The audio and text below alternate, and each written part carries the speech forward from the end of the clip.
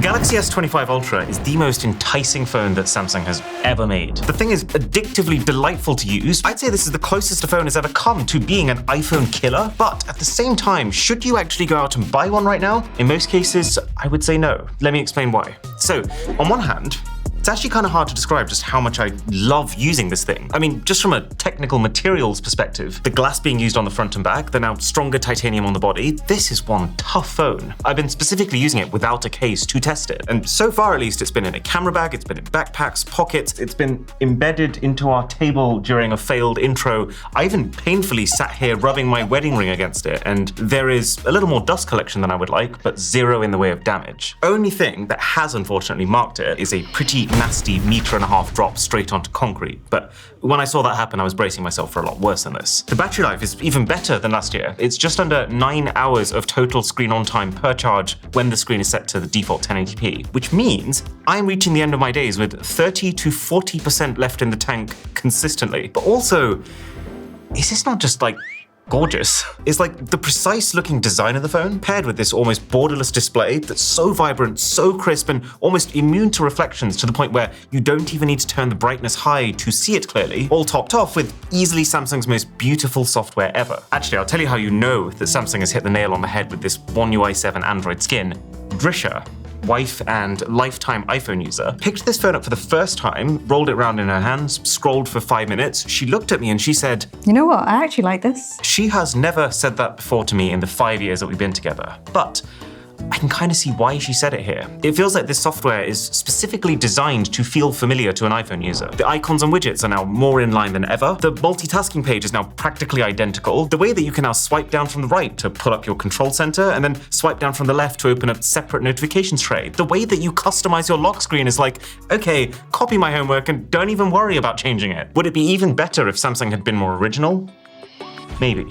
But here's the thing, I actually think Samsung is pulling it off better than Apple. I love how now when I'm browsing the settings, I can just type approximately what a setting might be, in human language, and the phone understands what I'm looking for. This used to be such a pain before, because you need to remember exactly what the phone labels each specific setting as if you want to find it. The Samsung photo gallery feels way more intuitive than Apple's, who's honestly just massacred their Photos app in iOS 18. And it's also way more intelligent. Like when I'm searching for past pictures, it is spot on. It understands the assignment every time. People always talk about maximum brightness. Oh dear God. But I really like how dim the minimum brightness on this gets. It's less strenuous on your eyes just before bed. And the thing is just so fast. The iPhone always has this implicit reputation as the smooth one, the one that does animations right. Well, I don't actually think that's the case anymore. This Samsung feels blazing fast, thanks to each animation being both very smooth, like the iPhone, while also being tuned to be quicker than Apple's. It gives the phone this feeling of instantaneousness that actually makes the iPhone feel slow by comparison. So why on earth would I not recommend that you run out and you buy this thing right now? Okay. There's a few reasons. In this moment, you can get a Galaxy S24 Ultra brand spanking new for $800, whereas this is a $1,300 phone. It's like 60% more expensive. Okay, that's fine. That happens every year. And usually I am very much on the side of, we use our phones so much, why not just buy the latest one if you can afford it? But this is one of the first cases where I'm still not convinced. First of all, I feel like I've made it pretty clear just how much I love Samsung's new Android skin, but you should be getting practically the full One UI 7 feature set on the S24 Ultra too. This new phone has an even faster chip than last year, like significantly faster. Just to give you an idea, we ran a 30-minute stress test on this S25 Ultra, the S24 Ultra before it, and the iPhone 16 Pro Max. And while the S25 Ultra does have the lowest stability, meaning that over the course of that 30 minutes, it lost the most performance compared to where it started, because of how high its starting point was, even its lowest performance is still about 25% faster than the lowest of the other two phones. But the thing is, I can't find a way to actually use that power in my day-to-day life. Like I said, the phone does just feel faster than last year, but that's just the software. That's not because of the chip. And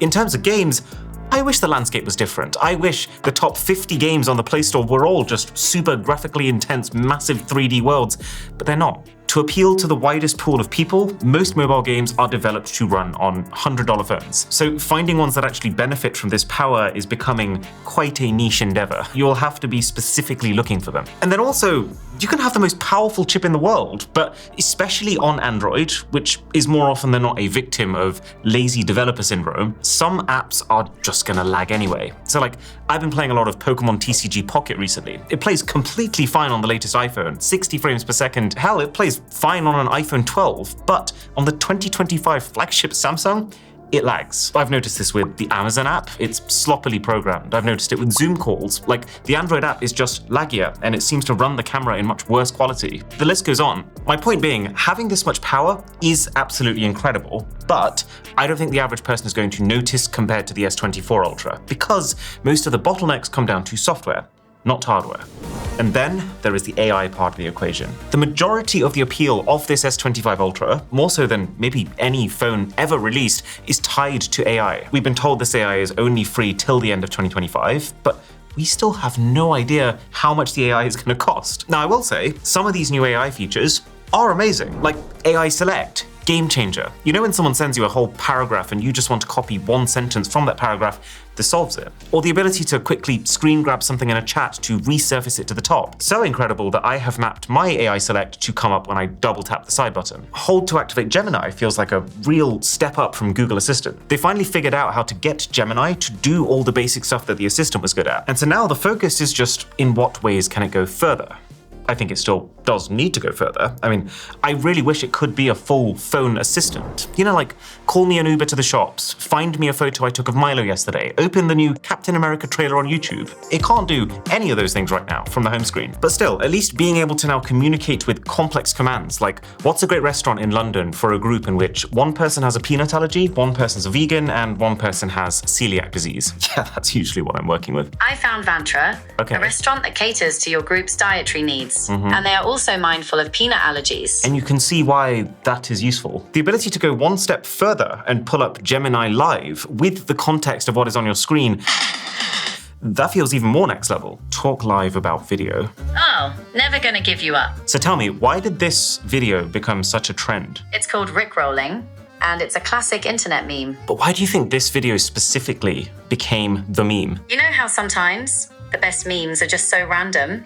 I think that's a big part of it. It's catchy, it's kind of goofy, and that element of surprise makes people laugh. That's actually the best answer I've had so far from anyone. Now, I haven't quite figured out what exactly I'm gonna do with this capability on a regular basis. I guess most of what I watch on YouTube is entertainment, which you'd rather talk about with another person instead of an AI. But let's say you were watching for information, you could see how it would be a really good way to get a quick summary of the video, or to ask a clarifying question that the video maybe doesn't properly itself answer. The AI wallpaper generation is now probably the best I've used on any phone. It's fast, it gives you some very high quality options that almost always look sharp on the phone's display, and I love the way that the phone will instantly swap out the rest of the user interface's color palette to match. That said, if you actually want to bang a wallpaper, you're probably still better off hopping onto X and just searching for it. I feel like the AI generations, they're like always 80% what you're looking for, but they're way less likely to be the 100%. Oh yeah, and the object eraser for photos is like,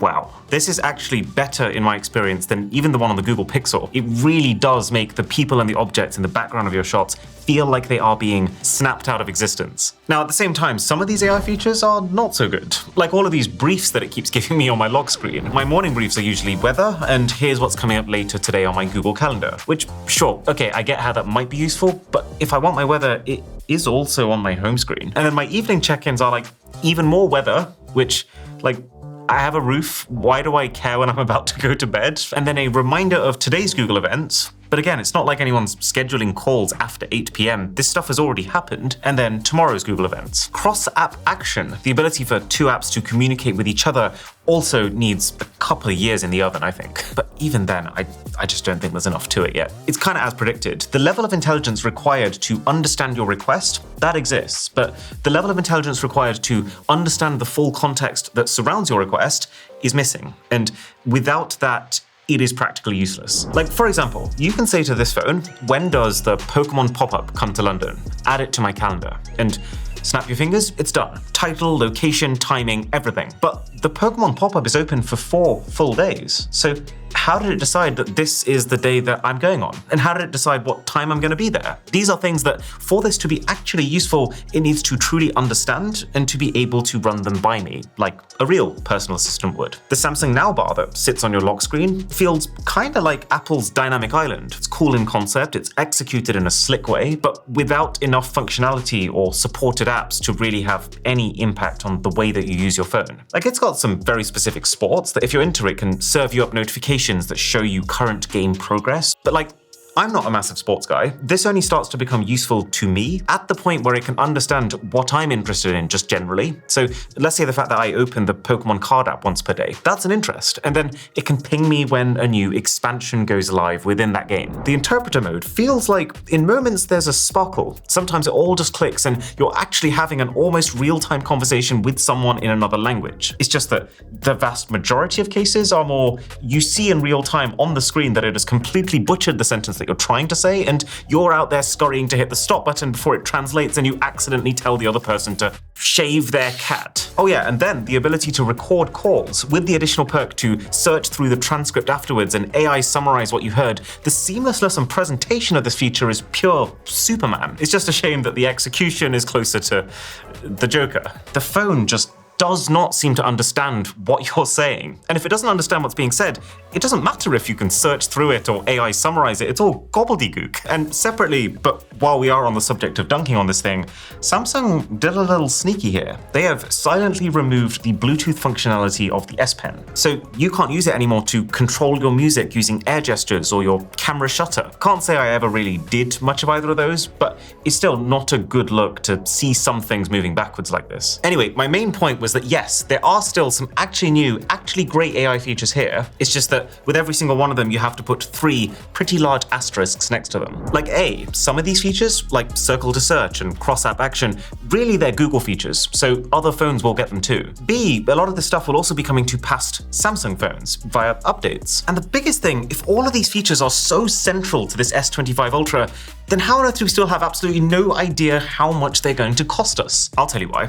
Samsung is in a very precarious position here. They were very quick to want to take the crown for being the first company to have AI. They very much do not want to be the first company to talk about the downside that comes with that AI. Do you remember the launch of the Xbox One? The single launch that you could argue destroyed Xbox's entire console business. The company essentially told people how they were going to restrict the sharing of video games in this generation of consoles. How if I buy one game, that game becomes tied to my account and I can't give or even lend it to a friend. And by revealing their intentions first, Sony, their key rival, was able to see that everyone responded absolutely terribly to that decision, to realize that no one wanted anything to do with this new Xbox because of it, and then all Sony had to do was to step in and tell people that to share discs on the PlayStation, you just had to hand it from one person to the next. In one fell swoop, the console war was practically over. And that is the exact situation that Samsung is trying to avoid here. Let's be honest, every one of these companies wants to charge you for AI, but if Samsung goes first, then it leaves the floor open for other companies to either come in and charge way less than Samsung to steal their thunder, or even just straight up troll the company by keeping theirs free for another year. So I'm convinced that Samsung is waiting for someone else to say something, but still, these guys withholding this information is very much putting their business in front of their users. At this point, less than a year before they're saying that you're about to be charged,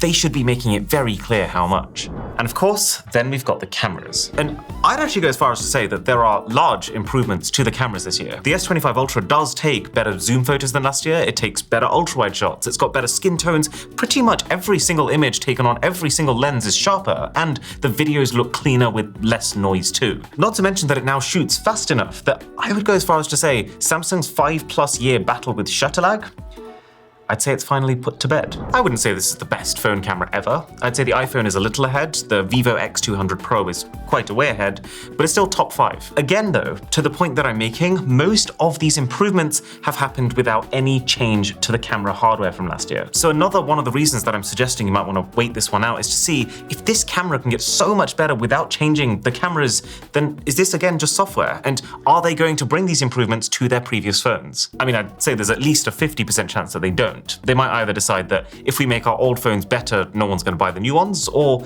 there's just a limit to how much they can improve the last ones because these improvements rest on the more intelligent AI cores of the new chipset. So, to bring this all together, if you're getting a new Android right now and all you want is just to buy the best phone there is, then this is absolutely one of the phones that you should be looking at. There's very little wrong with it, apart from some room for improvement with the camera and some wonky AI features. But if you're looking at it from the lens of value, then it's really hard to say that this phone is better value than last year's phone, since most of the best things about it are already on that phone, coming to that phone, or should be coming to that phone. And a lot of the things that aren't are going to be charged for. So how can I say, yes, you should go out and buy this before we know how much we're going to be charged for to make the most of it? Oh yeah, and we can't forget the fastest way to make friends and our sponsor, Surfshark VPN. Because here's the thing, almost every single VPN has a cap. You might be able to share your login with 2 people, 5 people, 7 people. With Surfshark VPN, one subscription gets VPN access to you, your buddies, and your entire city if you want it to. It's the most stable VPN I've used. The app just works, whether you're on your phone or your computer, and it's one of the most useful Swiss Army knife tools to have in your back pocket. It can make websites that were previously misbehaving just suddenly start working again. It can let you watch streaming content from other countries. It can make your computer think you're back home even when you're away somewhere, so you don't have to keep endlessly re-authenticating your accounts. The list goes on. All topped off with the fact that the value proposition has just gotten even better. With the code BOSS, it's now $2 a month, with an extra 4 months for free and a 30-day money-back guarantee.